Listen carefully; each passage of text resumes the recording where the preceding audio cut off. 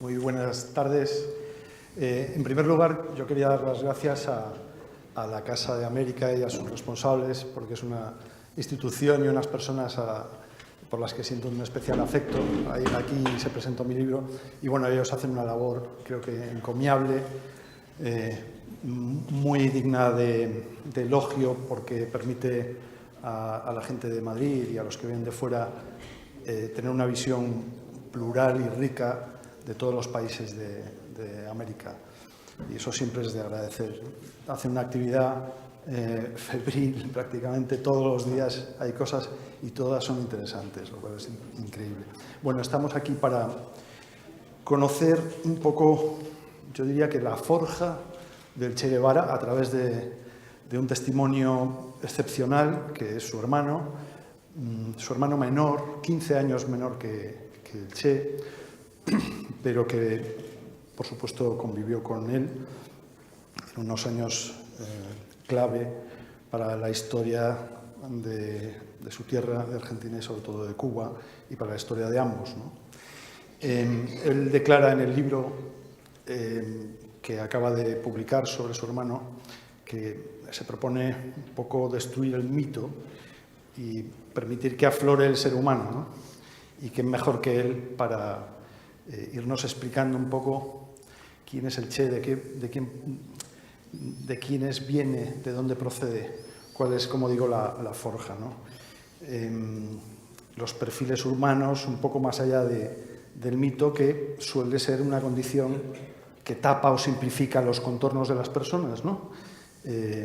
Y entonces, para empezar por el principio, pues vamos a la familia, que él describe. Lo resumo un poco, no es necesariamente sus palabras, no son necesariamente sus palabras, pero él describe una familia de locos cuyo director es el padre de familia, el que lleva la batuta, el loco mayor, un señor que es un poco veleta, que es un aventurero, yo creo que en el buen sentido, y también la madre, pero de otra manera, mucho más recta, pero en el sentido de no ajustarse a las convenciones. Pero bueno, que él lo explique mejor, ¿no? Bueno, claro, esto es una cuestión que tiene que ver con de dónde salió este personaje hoy mítico, esta imagen que aparece por todos lados, que es conocida por la foto de Korda, y que bueno, entonces hay que explicar que tuvo una familia, ¿no? Y que también fue chiquito, y que hay una foto que está en una pelela, y que hay otra foto que está cargadito en los brazos de mi madre. Tal vez en alguna de estas que aparezca así una de esas fotos, y que es una familia que en general los biógrafos nos definen a nosotros como que somos una familia que viene de la aristocracia y la oligarquía. Y realmente, como estaba diciendo aquí el compañero y amigo, nada que ver con la oligarquía. Conocimos, y por fotografía, un automóvil, y creo que los oligarcas tienen un poquito más que eso. Y la aristocracia presume un conservadurismo y una forma estructurada de ser. Y realmente todos los moldes, como decía, los rompían los dos, tanto mi madre como mi padre. Entonces nosotros crecimos en eso, crecimos realmente, para que ustedes tengan una idea, mi vieja murió joven, el padre entonces, y la madre luego también, y entonces pronto estuvo pupila en un colegio de monjas francés, el Sacré-Cœur, y estaba pupilo, entonces salía poco. El hecho es que mi recuerdo de cuando mi vieja hablaba de curas o de monjas era una cosa, era como si estuviera sarampiado, es decir, no quería saber nada con una sotana. Es decir, que le había quedado esta cosa de no a la institución, y había otra cosa que también era de no a la institución armada, a los militares, ¿no? A todo lo que fuera institucional, o sea, era como una especie de cosa que lo institucional, no. Si bien no era anarquista, ni mi viejo ni mi vieja, pero parecían, ¿eh? Vamos por partes, si te parece. El padre a mí me llama mucho la atención porque se ha hablado menos de él como una persona presuntamente menos influyente en el carácter del Che, ya luego lo veremos, que tiene el Che de cada cual, pero que es un señor que vienes a definir como un campeón cantamañanas, veleta, aventurero, que empieza negocios que no acaba y como un tipo con una disciplina, bueno, pues muy relativa. Sigue, por favor. ¿Cómo era tu padre? Bueno, eso como lo estás definiendo, ¿no? O sea, no creo que haya... Por ejemplo, mi viejo había empezado a estudiar arquitectura y no terminó. No sé si habrá estudiado alguna... Era un tipo inteligentísimo, un gran artista, un pintor y sobre todo dibujante extraordinario, un caricaturista extraordinario. Y yo digo que como artista, todos los artistas pueden agarrar la realidad y manipularla un poquito, ¿no? En realidad es una mentira, pero bueno, es una mentira que ellos están autorizados porque son artistas, es decir, entonces pueden manipular la realidad. Bueno, mi viejo era eso, mi viejo nunca se sabía muy bien cuando hablaba si lo que estaba diciendo era así o más o menos así o qué es lo que era. Y creo que esta cosa de la movilidad de él, de estar siempre haciendo cosas, pensando, esa energía constante, nos trasladó a nosotros esta cosa, ¿no? Esta cosa de no estar quietos nunca, de estar siempre de acá para allá, de hacer cosas, de pensar. Entre mi vieja y mi viejo los dos tenían un criterio respecto de que había que ser los mejores.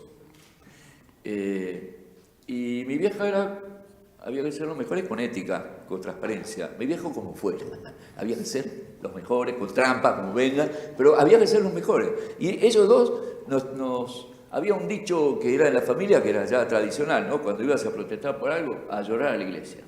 A llorar a la iglesia. Acá no. Es decir, era bueno, arreglátelas como puedas, ¿viste? No me vengas aquí con problemas y con temas de lo que te pasó. Y esta era la cosa de todos los días que yo viví y que escuchaba de mis hermanos en cuanto a lo que vivieron ellos cuando eran chicos, porque como yo tengo 15 años de diferencia, por ahí a lo mejor algunas cosas que yo viví no eran las mismas. No. Pero era así, era de locos, de verdad, la casa. Celia era más estructurada, vamos a decir, la madre, ¿no?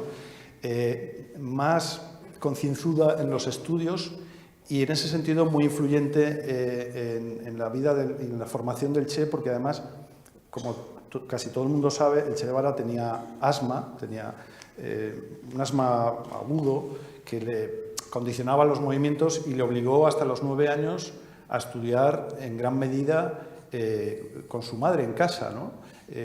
Ella le enseñaba un poco lo de la escuela, pero también otras cosas, y le orientaba en el aprendizaje, le hacía, por ejemplo, estudiar francés, ¿verdad? Te pido una vez más que lo desarrolles. Bueno, claro, estas son cosas que yo he escuchado, no las he podido vivir personalmente porque por la diferencia de edad, pero bueno, mi vieja, como estudió en este colegio que era francés, era bilingüe y creo que leía y escribía casi mejor quizás en francés que en español, y tenía además una cultura muy de Francia, de los escritores y demás. Y mi hermano Ernesto y Celia, que le seguía también, tuvieron influencia del francés con mi vieja y estudiaron francés, pero después ya se ve que mi vieja se cansó y ya no llegó para los demás, ya el francés se fue perdiendo. Pero además de eso, sí he escuchado toda la cuestión de la persistencia de la vieja en el estudio, en casa, para cuando estaba enfermo y no podía, y cuando fuera a la escuela ya tuviera lo que había que estudiar, lo tuviera estudiado. De ahí creo que viene todo el tema de la gran afición por la lectura, ¿no?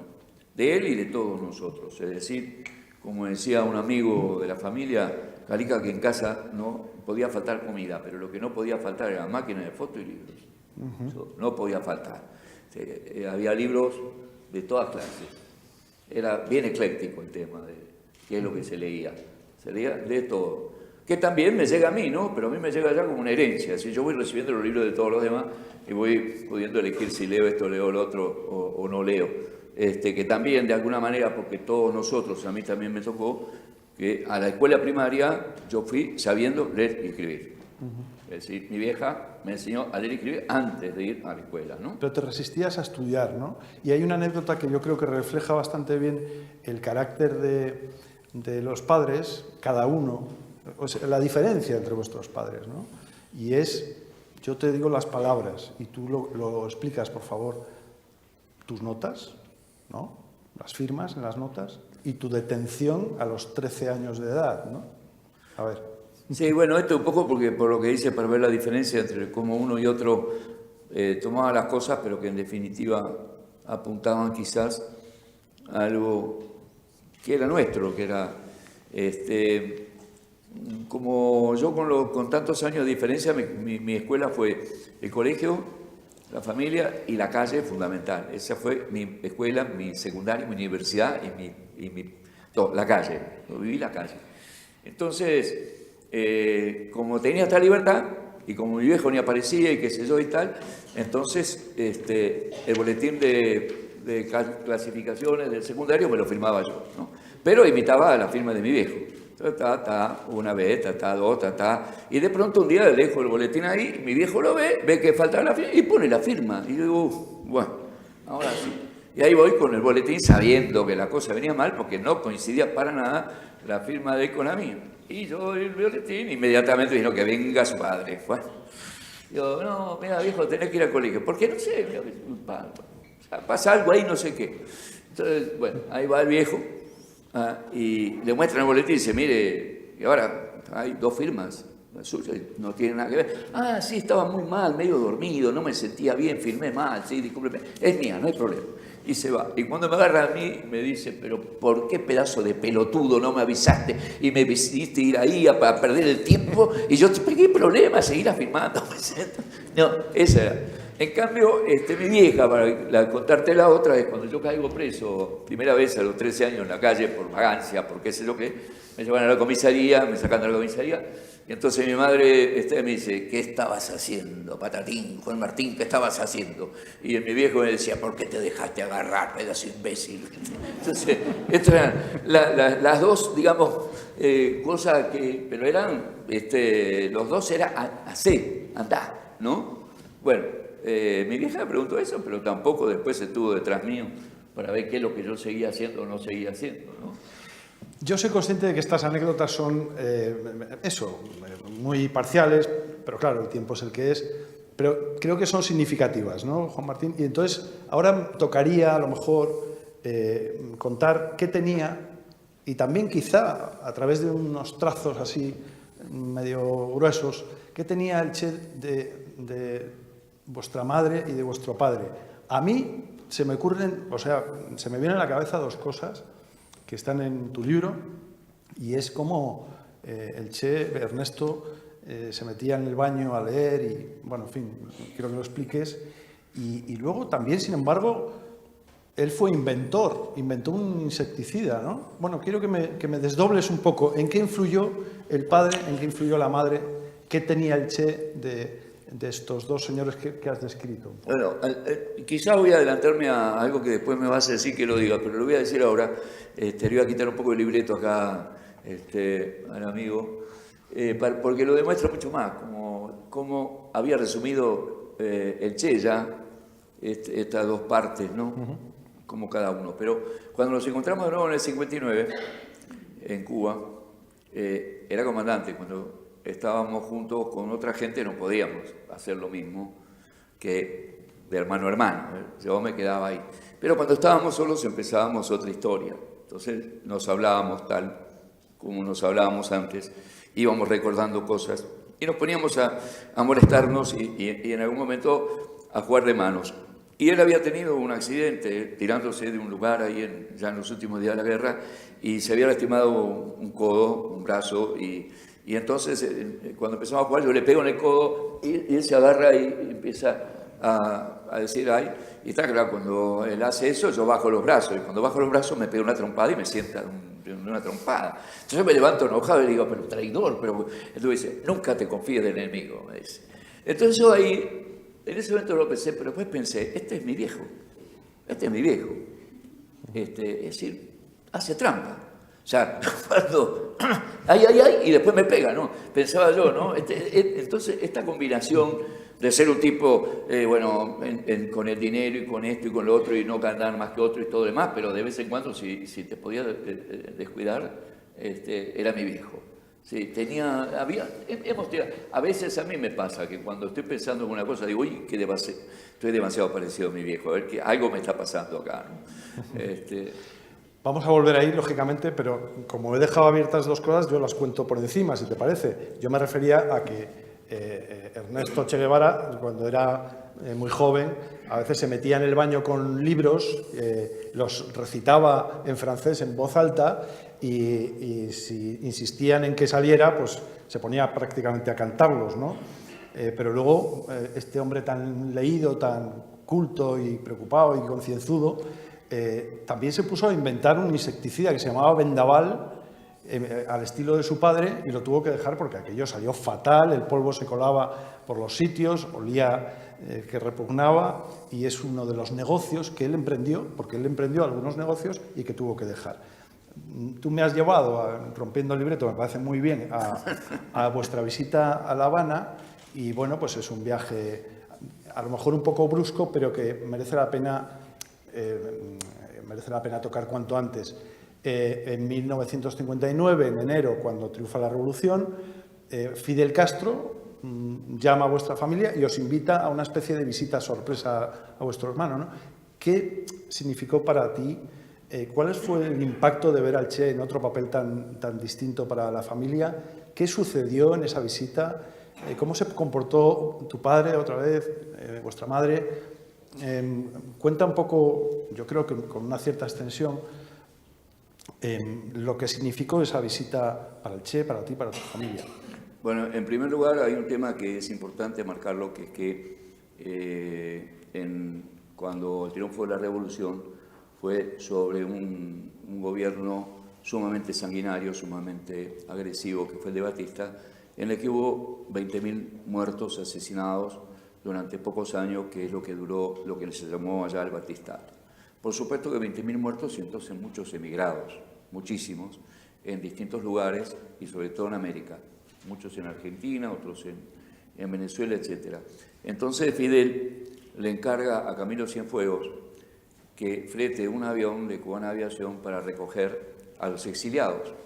Y ese avión empezaba por Argentina, seguía después por Caracas, seguía por Venezuela, por Ecuador y llegaba después a Cuba, cargando en cada uno de los lugares que paraba, exiliados. Y entonces a Camilo, amigo, compañero, comandante también de Che, el señor de la vanguardia. El señor de la vanguardia. Señor de la vanguardia, él decide sumarnos, sin decirle nada a Che, decide sumarnos al avión este. Y bueno, hace todos los preparativos y se pone en contacto y tenemos que ir a la embajada y hacer los papeles y subimos al avión. Y entonces recién, cuando estábamos volando, es que le avisa a Ernesto y le dice: Che, ahí vete a Boyeros, que es el aeropuerto, en aquel momento se llamaba Boyeros, que está llegando tu vieja y tu familia, ¿no? Y entonces él nos cuenta después, Camilo, que eso lo hizo así porque él estaba seguro que si le decía que nos iba a subir, que él iba a decir que no. Entonces ya que una vez que ya estábamos arriba... ¿Por qué? Por una cuestión de que no, por cómo va a haber un gasto por la familia, si son exiliados, ellos no son exiliados, o no, algo por el estilo. Entonces, como él se la vio, o sea, Camilo lo conocía y vio que esa podía ser la respuesta, agarró y no le dijo nada y nos subió arriba. De cualquier manera, Camilo era también comandante del ejército, ¿no? Del ejército revolucionario, no es que era cualquiera, lo podía hacer.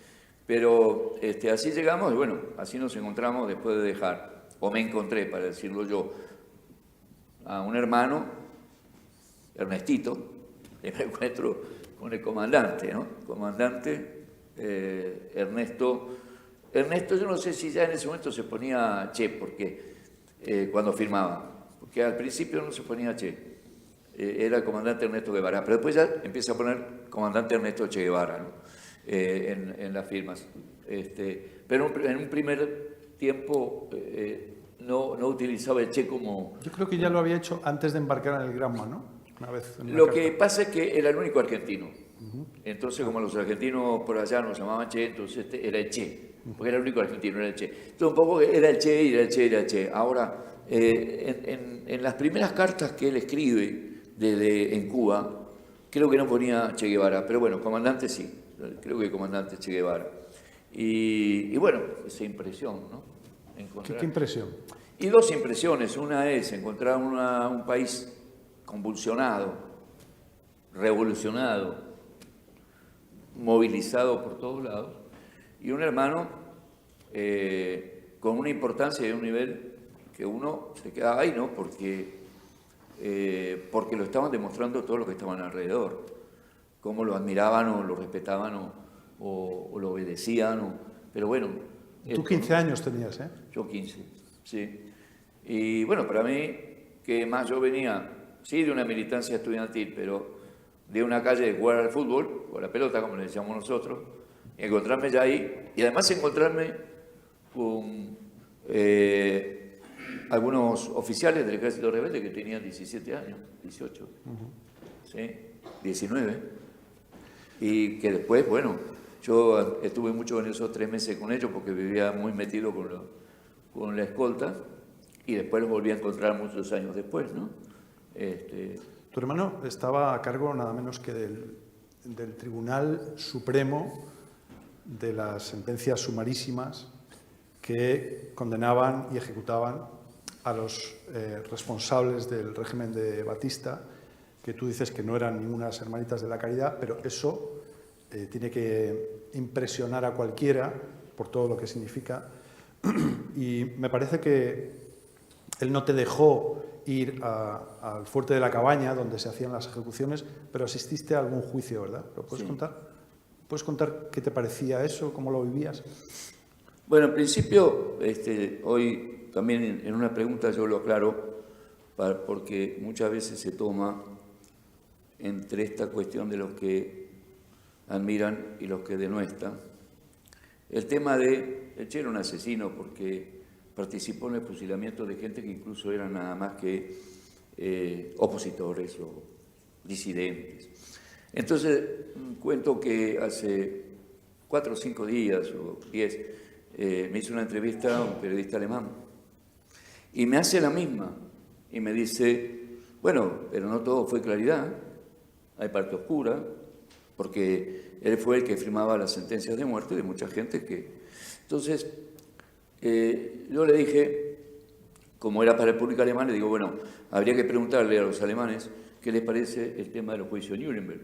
Si, por ejemplo, haber ahorcado y haber mandado a la pena de muerte a los asesinos, nazis asesinos de Auschwitz y demás, si eso estaba mal, si eran asesinos, entonces los jueces, ¿no? Porque en Cuba había habido 20.000 muertos asesinados por gente del gobierno de Batista, y habían sido tomados presos y habían sido declarados culpables y habían tenido una defensa y habían tenido un abogado defensor y habían sido condenados a muerte en un país donde había condena a muerte. Y de los que habían tomado presos, hubo una cantidad que no eran todos los que habían tomado presos, que fueron ejecutados. Y el jefe de esa unidad era el que firmaba las ejecuciones, pero no era el que firmaba, el que hacía los juicios.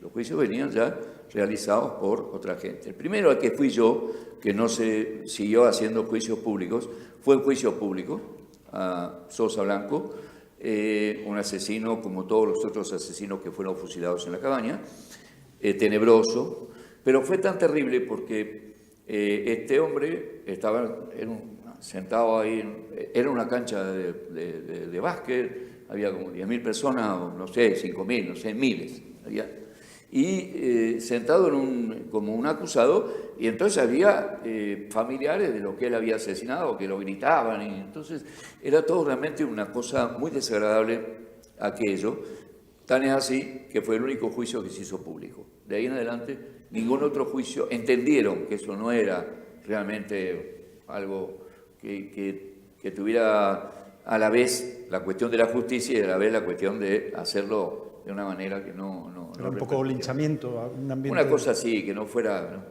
no tuviera esa característica, ¿no? Y entonces de ahí en adelante fueron juicios en los que no había público, no estaba, había, digamos, los que participaban, ¿no? Tanto defensa como demás. Ahí fue mi viejo, si en la Cabaña yo no fui, tampoco era lo que me interesaba realmente porque andaba más con los muchachos jóvenes estos que estaban que estaban de escolta y demás, y con los que podía andar en La Habana, y podía conocer cosas, conocer gente, y no estar yendo a estos lugares que Yo por ahí tenía que ir, como hay por ahí una foto, no sé si estará por acá, que vamos a ver al presidente de la República, que era Urrutia en aquel momento, y al secretario de gobierno, pero ese tipo de cosas no eran las que a mí me... De todos modos, disculpa, una última pregunta sobre esta cuestión, que por ser controvertida pide alguna pregunta más, ¿no? Algún interrogante más, y es simplemente cómo lo tomaba él, cómo le veías tú a él. Tú, claro, es tu hermano, es un hermano que dices que es protector y no autoritario, pero supongo que firmar ejecuciones, aunque sea en el contexto de una guerra que acaba de finalizar, requiere una cierta frialdad, un carácter especial. ¿Era tu hermano un hombre frío, resuelto, despiadado? Mira, 2 años de guerra, con muchos miles de muertos, no creo que siendo comandante él no tuviera claro qué es lo que significaba combatir. Y cuando se sabe lo que es combatir, se sabe quién es el enemigo. Y también el enemigo sabe quién eres tú. El enemigo mata, tú también. Entonces en la guerra no hay esta cosa no, es guerra. Y es guerra a quién gana y quién pierde, como en las guerras. Entonces, esta fue una guerra, y él era comandante. ¿Con cuánta frialdad combatía? No lo sé.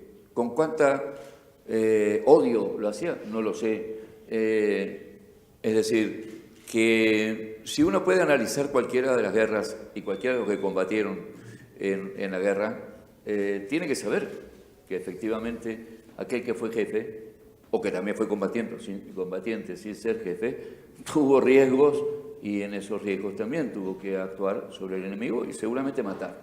Entonces, este punto es no es controvertido, sino que es complejo para entenderlo al que no participó en una guerra, o el que no tiene conciencia de lo que es la guerra y el enemigo, porque para que llegue a la guerra la cosa, el enemigo, la enemistad tiene que ser muy fuerte.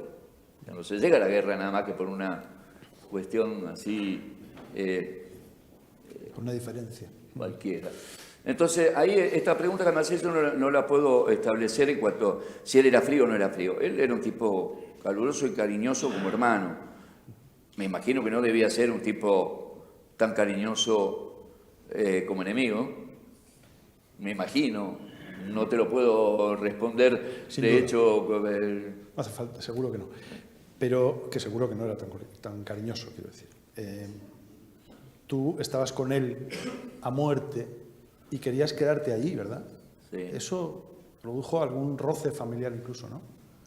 Sí, porque los roces familiares en definitiva ya venían con... Mi padre era un tipo con el que no podías no tener roces. Y era, digamos, los roces y las cosas que eran buenas, pero los roces no podían no existir. Y efectivamente él se opuso abiertamente. En aquel momento existía la patria potestad, que era que si no tenías una edad, si no eras mayor de edad no podías tomar tus decisiones, sobre todo tus decisiones de viajar o quedarte en otro lado. Y la decisión de él es no, vos volvés, yo no te pongo la firma para que te quedes. Y bueno, tampoco, a ver, fue algo que a mí me puso mal con mi padre, con mi viejo, pero digo, fue, o sea, algo más dentro de una serie de cosas que sucedieron y siguieron pasando después con mi viejo, que eran parte de la historia, digamos, no es que ese hecho me marcara más que otros hechos que sí sucedieron con mi viejo.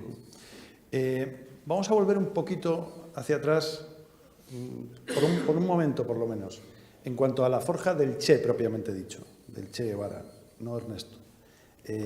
Háblame de la importancia que tuvo como inicio, la importancia iniciática un poco, que tuvo una señora, una chica que se llamaba Sabina Portugal. Sí, no era chica, ¿no? Era una... Bueno, sí, chica. Cuando la llego a conocer no era tan chica. Y Sabina era una boliviana bien del altiplano, y bien con la característica del altiplano en cuanto físicamente y también en su forma, ¿no? Calladita, cortadita, hablaba lo mínimo necesario, pero con una sabiduría popular increíble porque había pasado todas, había venido del altiplano, había tenido una muchacha, una hija, Rosita, que era adorada por ella, y bueno, estaba trabajando en casa y al principio había venido a trabajar como sirvienta. Al poco tiempo prácticamente ya no había un peso, así que nada que ver, pero ella se siguió quedando, hacía otros trabajos por otro lado, y medio como que nos había tomado a nosotros como, no sé, como qué. Padres adoptivos, un poco, algo, familia adoptiva. Sí, sí. Entonces, y las largas conversaciones que tenían con Ernesto, los dos compinches de ella éramos Ernesto y yo por el tema de que era el más pibe y el más chico, y entonces era que estaba lidiando con todas las cosas de la casa y de que las compras y de acá y allá, y bueno, y porque entonces teníamos mucha relación con ella. Y Ernesto, que increíblemente se pasaba horas hablando. Y escuchándola, es la primera vez que uno escuchaba que hablar a largo rato, Sabina. Y a mí se me ocurrió pensar, muchos años después, que ese aprendizaje que había tenido él a través de Sabina, de lo que era el Bolivia de abajo, el Bolivia del pueblo, Sabina se lo había trasladado y un poco también lo decía Calica cuando pasaron por ahí, que decía, extraordinariamente Ernesto es como si supiera cosas de acá, ¿no? De acá de Bolivia. Y yo creo que algo es como unas cosas, de esas cosas que voy a decir, hay algo ahí que se marcó. Le metió un poco el gusanillo de cómo vivía la gente del pueblo en otros países de América Latina y de las injusticias sociales y demás. Empezaba un poco a oír aquello, ¿no? De todos modos, el Che se forma como tal Che luego en Guatemala, bueno, en distintos viajes, pero Guatemala, México, donde conoce a los hermanos Castro, y luego ya en el viaje al Granma y en la Sierra Maestra, por supuesto, ¿no? Entonces volvemos a cuando está en la Revolución y al momento en que es ministro del Gobierno, es ministro de Industria. Yo quiero... bueno, antes de eso, perdón, estoy recordando una carta o un intercambio de cartas entre vuestra madre y él un poco tensa. Es decir, cuando él decide unirse a lo que va a ser la Revolución Cubana, vuestra madre dice, bueno, a ver, en Argentina tenemos problemas, ¿por qué no vienes aquí a combatir? ¿Por qué te me vas, no? Ahí hubo... Lo que está escrito es tenso, ¿no? Sí, entre mi vieja y Ernesto se decían las cosas claritas, ¿no? Porque se respetaban. Porque Ernesto, como tal, y ya siendo Che, lo mismo, respetaba mucho a la vieja, no porque fuera mamá, no solo mi vieja, ¿no? Sino en su manera de ser, en su pensamiento, en su firmeza. Le cuestionaba algunas cosas que tenían que ver con cierta cosa mística que por la vieja tenía, y también, bueno, le decía, bueno, claro, que estás defendiendo posiciones que tienen que ver con tus raíces, ¿no? La pinchaba. Y ella contestaba también, ¿no? O sea, también recuerdo en una carta que le decía algo como que le daba un adjetivo a él que debía tener esto, eso, y él le dice, nunca en la vida vomitaría sobre mí mismo si algún día llego a hacer esto que vos estás diciendo. ¿Te acuerdas del calificativo o no sí, se puede decir? No me acuerdo el calificativo, pero que era una discusión que tenían ellos que era propia de ellos. Vale. ¿Sí? Que no era así con mi viejo, con mi viejo era otra historia. O sea, se hablaba más cortito y con la vieja era discusión en serio. ¿Sí? Bueno, tenemos al Che, ministro de Industria, presidente del Banco de Cuba, el que firma los billetes, aunque no cree en el dinero. Eso es una cosa que está ahí también. Bueno, y hay una evolución ideológica del Che, que además se encuentra por primera vez ejerciendo no una revolución, sino la burocracia del gobierno, cosa que parece que no le gusta mucho. Y hay una evolución, digo, en la que él acaba por rechazar, digamos, los presupuestos que dirigen la acción de la Unión Soviética, ¿no? Por decirlo suavemente. Es decir, él entra en colisión con la Unión Soviética y también un poco con China, y ahí hay el principio de algo, ¿no? Pero vamos por partes. ¿Cuál es la evolución ideológica de lo que tú has aprendido estudiando y de lo que oías entonces?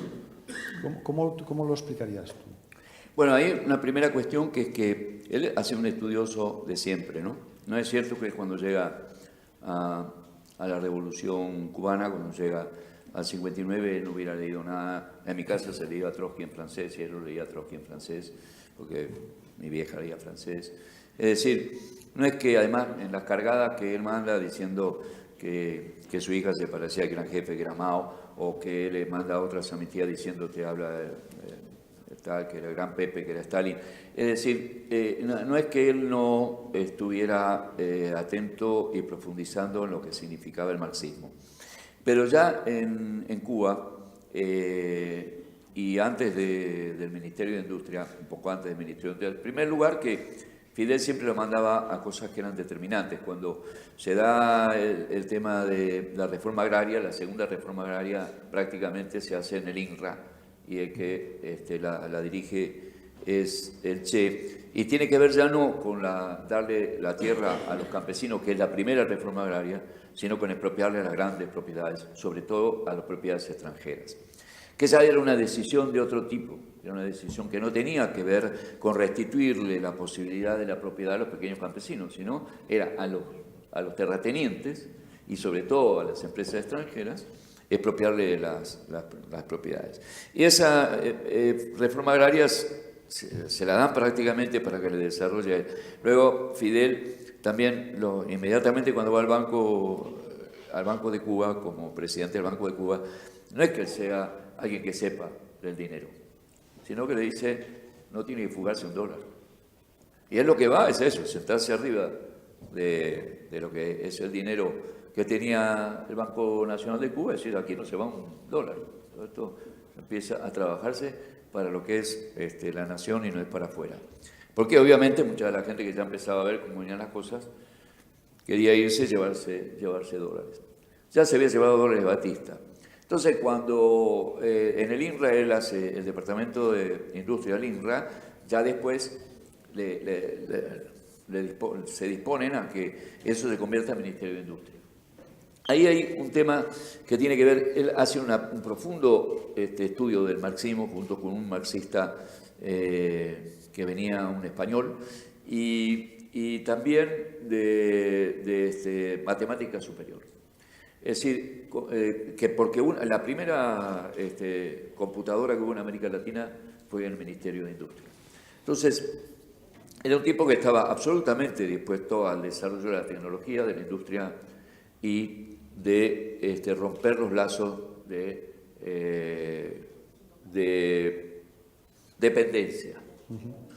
Entonces, en este sentido, él tenía claro que Cuba era un país atrasado, un país que tenía una serie de problemas en cuanto a las posibilidades reales de desarrollarse industrialmente, pero que tenía que hacer un camino de cada vez lograr sustitución de importaciones, etcétera, etcétera, en un camino de desarrollo propio.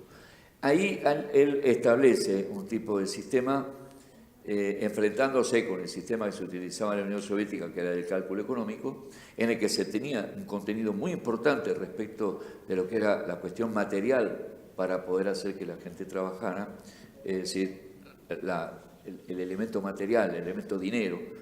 Y él establece un sistema que es el sistema presupuestario, que es un sistema general en el cual la competencia entre empresas no genera valor, que es uno de los estudios que él hace sobre lo que es el valor.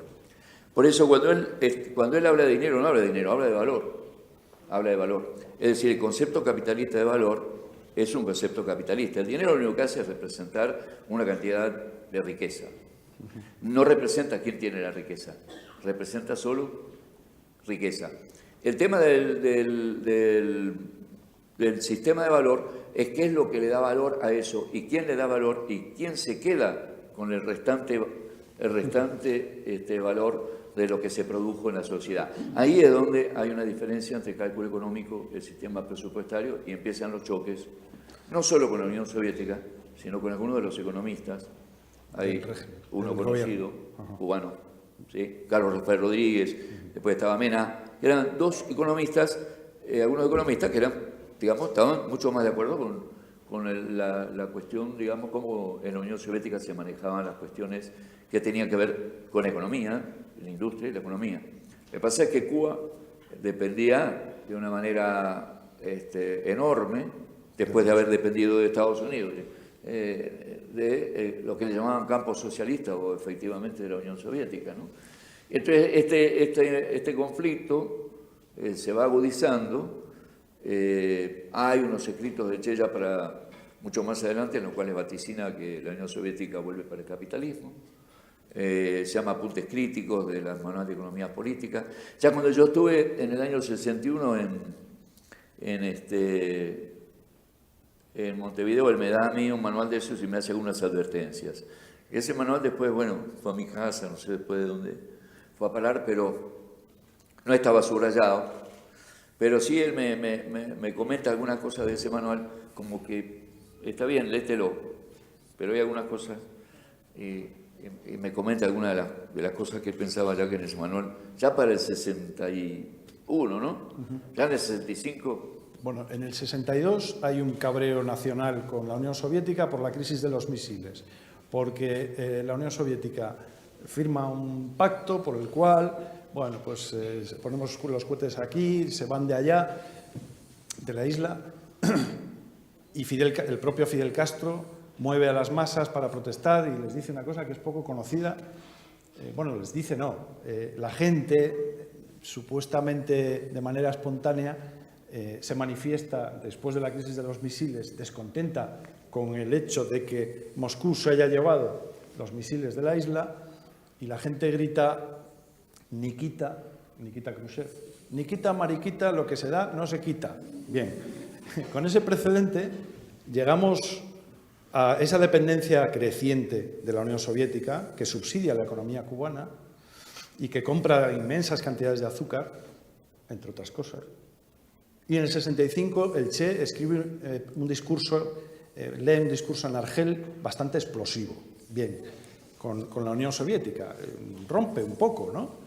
Pero claro, Cuba, como estás diciendo, depende, ¿no? No puede romper con la Unión Soviética, depende de ella. Bien, entonces el Che Guevara desaparece. Y aquí hay distintas teorías. Hay gente, los contrarios, digamos, que dicen, bueno, es que Fidel le echó.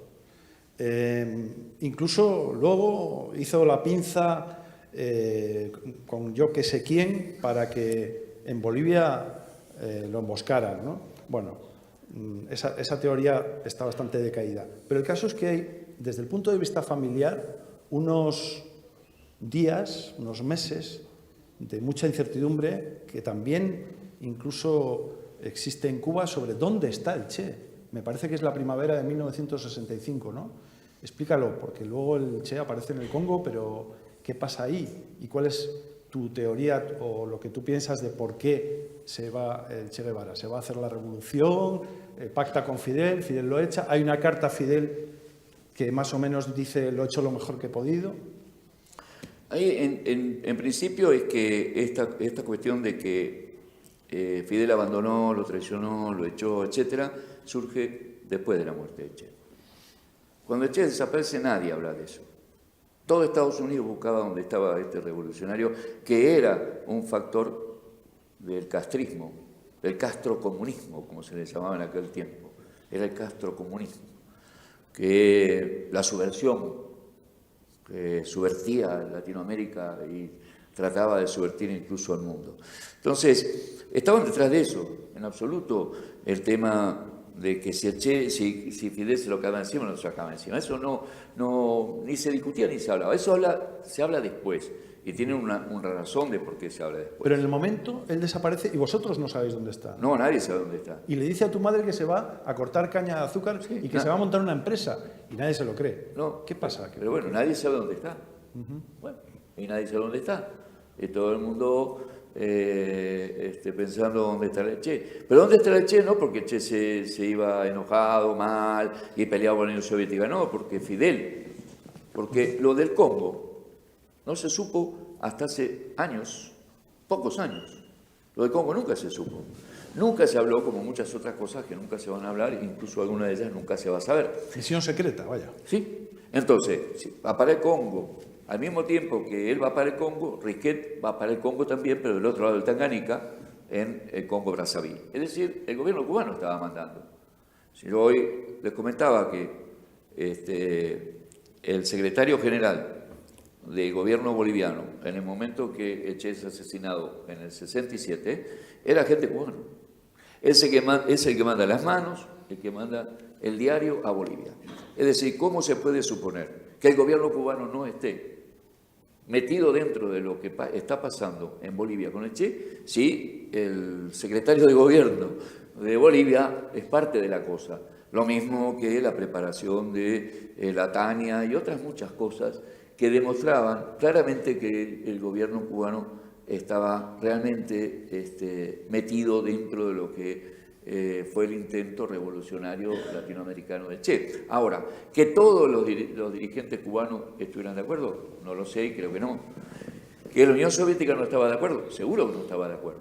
Por eso Monge, como secretario general del Partido Comunista Boliviano, que había estado en La Habana y había acordado en que se iba a apoyar lo que iba a ser la presencia de Che, da una marcha atrás, que evidentemente fue una marcha atrás que estaba dirigida o destinada a dejar inerme y dejar sin posibilidades de relación con las fuerzas que tenía el Partido Comunista. Es decir, que yo no digo que traicionara, sencillamente cumplió órdenes. ¿Sí? Y esa orden era una orden que no era de la CIA, era orden de otro lado, ¿no? Esto no se puede convertir en una revolución. Es decir, la coexistencia pacífica había que mantenerla. Era la posición soviética, que vamos a triunfar sobre el imperialismo a partir del desarrollo que nosotros vamos a tener como gran país y como sector, digamos, socialista. Y esto no era la opinión de Fidel ni la opinión de muchos compañeros. Entonces, la otra cosa es, si luego hay una carta de Fidel que está publicada en la que Fidel le dice ¿por qué no vienes para Cuba mejor antes que ir directamente para Bolivia? Y él decide ir y se entrena en Pinar del Río y se lleva a una cantidad de compañeros muy importantes para la revolución cubana o para la dirección cubana. Evidentemente Fidel estaba de acuerdo. Es decir, que Fidel esté pensando, que se diga eso, es un lente que tiene que ver, como yo digo, cada uno mira la realidad con unos anteojitos que son los... Si yo tengo un anteojito que es muy favorable a Estados Unidos del imperialismo, es probable que los mire así. Y si tengo uno que es más favorable a los pueblos y a la revolución, es probable que lo mire de otra manera. Y entonces ahí vienen las opiniones, ¿no? O sea, ninguna opinión es ingenua. De todos ninguna. Modos, o sea, opinión sobre Che no es ingenua. Siempre. Claro. Pero hay ni la mía tampoco es ingenua. Claro. De todos modos, hay un par de factores que pueden alimentar las suspicacias. Y es que aquella misión, vista con una cierta objetividad, si eso existe, era una misión suicida. Los campesinos estaban un poco ajenos a todo ese mundo. Y luego el Che fue traicionado, ¿no? Parece que hubo traiciones, que hubo delaciones para que dieran con ellos cuando ellos estaban emboscados, ¿no? A ver, hoy me preguntaban sobre... Pero lo que te pregunto es esto. Sí, pero yo te lo voy a contestar elípticamente porque soy jesuita casi.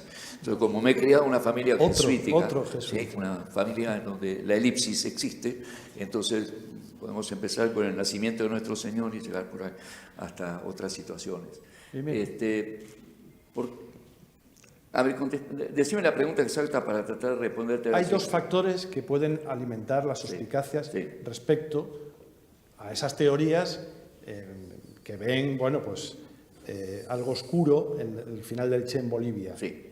Una, el hecho de que era una misión muy incierta y muy suicida, no había un apoyo popular y campesino claro, y dos, que parece claro que hubo traición en la captura, o sea que llegaron al Che a través de alguna traición, que no sabemos de dónde viene. Yo te di dos datos. El primer dato es que había servicios de inteligencia que estaban metidos, porque si no, no podía ser que el secretario de gobierno del gobierno boliviano fuera un agente cubano. No podía ser. Era un servicio cubano. Segundo dato es que el secretario general del Partido Comunista era KGB, no hay ninguna duda, servicio. Que este muchacho Rodríguez, que estaba en la captura, era de la CIA. Evidentemente estaban todos los servicios metidos en eso. O sea que hubo delaciones, las hubo, que hubo traiciones, las hubo, que hubo errores, los hubo, si no, otro gallo cantaría, como dice la canción. Entonces, ahora, ¿cuáles fueron los errores? ¿Y cuáles las traiciones? Yo no sé si algún día se va a saber. Pues yo digo, Monge no traicionó. Monge era contrarrevolucionario. Monge no quería la revolución. Monge no quería una Latinoamérica revolucionaria. Monge quería tranquilidad porque era el secretario general de un partido tranquilo, no molesten. Ahora, ¿por qué él dice que sí cuando está en La Habana? Probablemente porque no cree que la cosa realmente va a venir en serio y que le van a llegar entonces un contingente de ahí y que después entonces en la reunión tiene que decir, no, yo no, si no soy yo el jefe, no. Pero ya sabía él que era imposible. O sea, él está proponiendo algo imposible para que entonces no tener él la responsabilidad de retirarse. Ahora, si vos me preguntas a mí si él es el delator, yo no te puedo decir si él es el delator o quién es el delator para que lleguen a donde está el primer campamento y entonces ya tengan una sorpresa. O por qué hay una represión de los mineros antes. Bueno, alguien entonces avisó, porque los mineros eran, con Moisés Guevara, uno de los sectores que se iba a sumar. Es decir, que hay tantas cosas dentro de lo que significa estas historias de los servicios de inteligencia que no vamos a saber nunca, pero que errores hubo, los hubo. Que hubo delaciones, las hubo. O sea, ahora, la combinación de errores y delaciones, ¿cuáles fueron? Es hoy para mí, bueno, sería absurdo que yo me trate de dar una explicación de esto, ¿no? Se trataba de tener tu impresión de persona que, bueno, que eres el hermano y una persona que ha estudiado especialmente todo aquello. Claro, pero parece que meterse dentro de lo que nadie te da, ¿viste? Que son los papers, esos papers que no... Hablando de errores, vamos a hablar de errores y de aciertos. Vamos un poco cerrando esto, ¿no? ¿Cuál es el legado del Che? Porque el Che está en más camisetas que nadie, que nada en este mundo. Es, si no me equivoco, o se dice que es el segundo icono más importante de la historia de la humanidad después de Jesucristo, es decir, la segunda imagen más difundida, más reproducida. Pero otra cosa es que la gente sepa muy bien qué pensaba y pueda valorar con cierto criterio qué dejó de bueno y de erróneo, ¿no? Entonces, bueno, pues yo te pido tu opinión, que no es objetiva, obviamente, pero que sí es cualificada y diferente. Yo lo que digo es la explicación, ¿no? Si en el 67 es asesinado, en lugar de ser juzgado y ponerlo preso o lo que fuera, no, vamos a matarlo. Pero además vamos a esconder el cuerpo. No hay cuerpo. ¿Está muerto o no hay cuerpo? Pero tratar además de que no haya pensamiento, que no haya nada, ¿no? Se acabó Che. Pero resulta que este Che resurge, este Che renace, como dice Galeano, ¿no? Es el nacedor, vuelve a nacer. Y vuelve a nacer, y entonces, no, bueno, ahora entonces hacemos una película y salen unas películas que es un bárbaro, y no, parece que tan bárbaro no es. Entonces después vamos a frizarlo, ¿no? Pero tampoco. Entonces después, y así sucesivamente van intentando, ¿sí?, que esta imagen no siga creciendo. Es a pesar de los pesares de quienes han intentado que no crezca, que la imagen crece. Y eso tiene un sustrato social, de distintas vertientes, porque cada uno se pone la camiseta por lo que cree, por lo que quiere, porque lo que le parece. ¿no? Algunas, me acuerdo a unas chicas mirando y decía, ay, pero qué buen mozo que era. Bueno, entonces sí, algunos se pondrán la camiseta a una niña, pues sí, porque mola, ¿no? Sí, está bueno. El otro porque esto, el otro por el otro, el otro porque será revolucionario, el otro por lo que sea. Lo que sí está claro, que tanto Cristo, que también fue tratado de ningunear, como el Che que ha tratado de ser ninguneado, no han podido. Ahora, son manipulados, esto es así, cada uno lo va a manipular. Bueno, ¿Pero qué ha dejado? ¿Qué ha dejado? ¿Qué crees que es? ¿Qué ha dejado? Bueno, habría que verle con cada uno de los que se pone la camiseta para ver lo que se la puso, porque hay una realidad de por qué se la puso. No es cualquiera, ¿no? No voy a poner una camiseta yo de quién, a ver, de González, no, me pongo una de Che. Si me pongo una de Messi es porque me gusta el fútbol.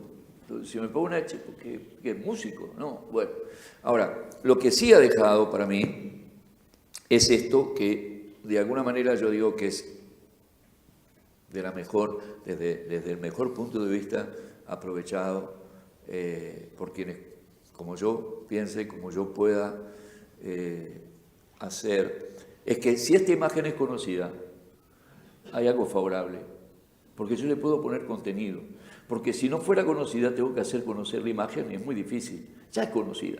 Entonces ahora es mucho menos difícil, o más fácil, si tú quieres, menos difícil, más fácil, buscar el contenido de los 3.000 páginas que él escribió, de todo lo que dijo y demás, y ponérselo a esa camiseta, ¿no? A esa camiseta, a esa imagen que no tiene contenido, ponerle contenido.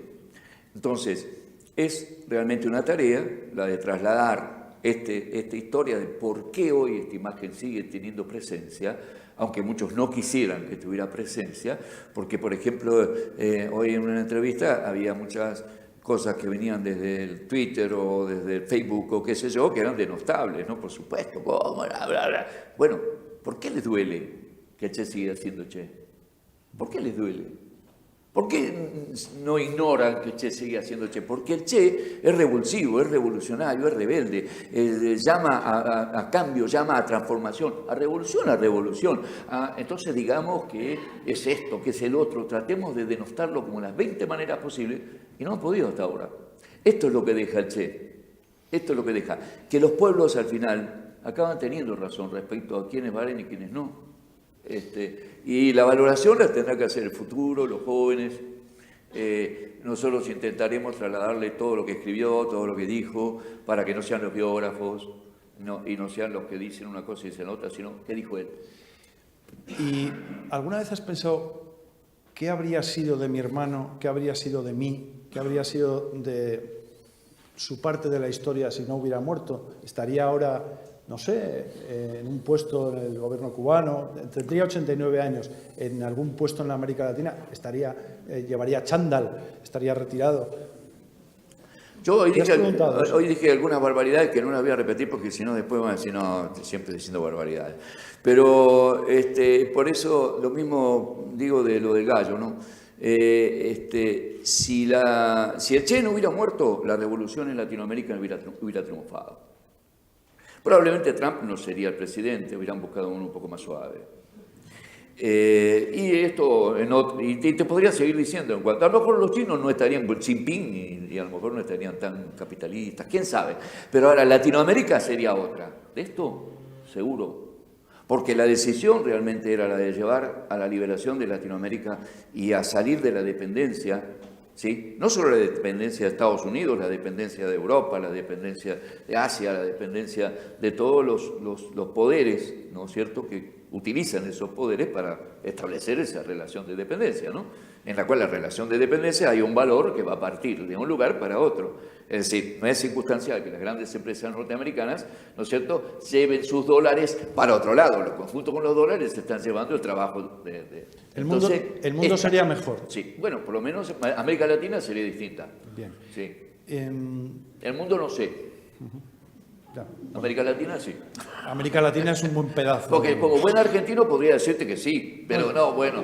O sea, yo le contaba, hay un cuento que es nuevito, o por lo menos para mí, nunca lo había escuchado. Yo, no sé si te lo conté o te lo pregunté ahora. Se encuentra hoy y uno le dice al otro, ¿sabe cómo se hacen para meter en un auto a 30 argentinos? Mira, ¿cómo? No sé, se los desinfla y se los mete. Entonces, Imagínate, para que ustedes sepan si estamos inflados o no. Tenemos una reina de Holanda, argentina, tenemos un papa, Francisco, argentino, y peronista encima, peronista, argentino y peronista. Y de San Lorenzo, encima es futbolista el tipo, de San Lorenzo, y sale haciendo así en un auto. Bueno, tenemos a Messi, bueno, pero juega bien el tipo, mete goles, pobrecito, ahora tuvo un empate. Y no logró con el... Lo máximo. De todos modos, en esto Argentina compite muy estrechamente con Cuba, también tienen todo. No, dicen que los cubanos son los argentinos del Caribe. Sí. Pues tú mismo lo dices. Estamos de acuerdo. Entonces, un poco para finalizar, si te parece. ¿Por qué este libro? ¿Por qué después de muchísimos años de silencio, tú y todos los hermanos que han permanecido callados, por cierto, ¿por qué decides hablar, no ahora, hace unos pocos años? ¿Y qué significa, en definitiva, estar aquí hoy contando? ¿Por qué estás aquí? ¿Por qué has escrito el libro? ¿Por qué has hablado después de tanto tiempo callado? ¿Por qué estuviste callado? Bueno, en principio, un agradecimiento porque cuando yo llegué, entrando por ahí, vi todo esto, estaba vacío, ¿no? No había gente. Digo, qué grande que es esto. Digo, y vendrá toda esta gente y se llenará esto. Y se ha llenado. Entonces, es para mí, digamos, un honor y un agradecimiento que ustedes estén aquí, de verdad. Y, por supuesto, además, estar invitados por la Casa América, estar invitados por la editorial. Y yo digo, este libro está hoy traducido a 10 idiomas. Si yo fuera realmente un autor, no hubiera podido estar traducido ni a uno. Entonces digo, realmente no soy yo, es el Che. Entonces, para mí es realmente como una responsabilidad estar aquí, como algo de trasladar. Realmente tengo la posibilidad, y yo me di cuenta en algún momento que esa posibilidad no la estaba teniendo en cuenta, de trasladar a los demás cosas que fueran tomadas con mucho más, digamos, encarnadura o como le quieras llamar, porque soy el hermano. Es decir, que humanizar al mito es más fácil para mí porque es mi hermano. Es decir, bueno, pum, lo bajé, lo puse con 2 pies y empecé a contar cosas de la familia, cosas como era él, como era el viejo y demás. Entonces, de esa manera, poder llegar después a verdaderamente qué dijo él, qué escribió él, qué quiso él. Luego, más adelante, una vez que el que lea lo que quiso, lo que dijo, lo que escribió, y diga, no, esto no sirve para nada, es problema del que lo leyó. Pero hasta ahora son muy pocos los que han leído realmente las 3.000 páginas, no te digo las 3.000, ni siquiera unas cuantas páginas, más que una biografía o el diario del Che en Bolivia o cosas por el estilo. Entonces, leer lo que él dijo. Leer lo que él dijo. A partir de ahí, uno puede realmente decir, no, imposible. Contextualizarlo, imposible. Que esto, yo digo, hoy me preguntaban, bueno, ¿cómo me defino yo? Bueno, Ernesto Che era marxista. Bueno, yo, como digo que soy hermano de sangre y soy compañero de ideal, soy marxista. Pero era crítico y he leído y he escuchado muchas de las críticas de él sobre Marx y el marxismo. Y era leninista también, él criticó a cosas del leninismo, también las he leído. Y digo, bueno, si voy a seguir los caminos de este hermanito, soy leninista.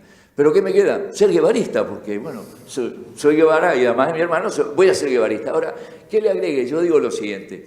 El tema de Marx, en definitiva, como se plantea, como él lo plantea, es un tema que no tiene que ver con lo ético y con la justicia. Tiene que ver con que el sistema capitalista, estudiado y desarrollado por Marx, y puesto sobre el contexto de los años 60 por él, no cierra el capitalismo, no resuelve los problemas.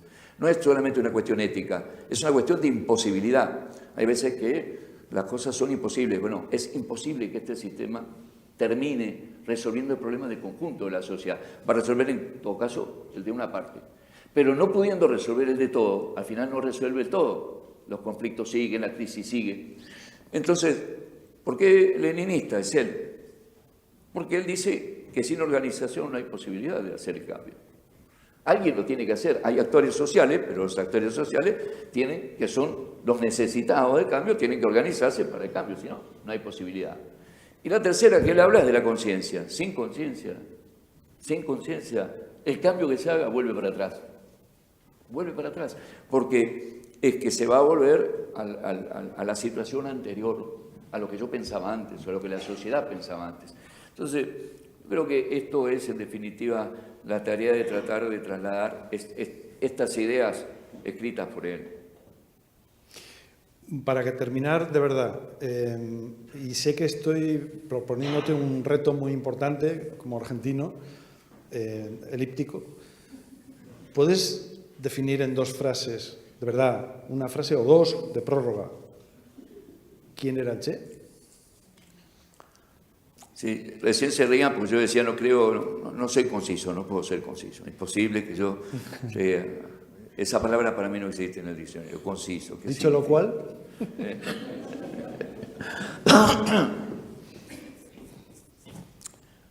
Un luchador, un hombre que va a estar y ha estado siempre presente, estaría hoy si viviera en los lugares en donde fuera necesario estar para luchar por los intereses de los pueblos.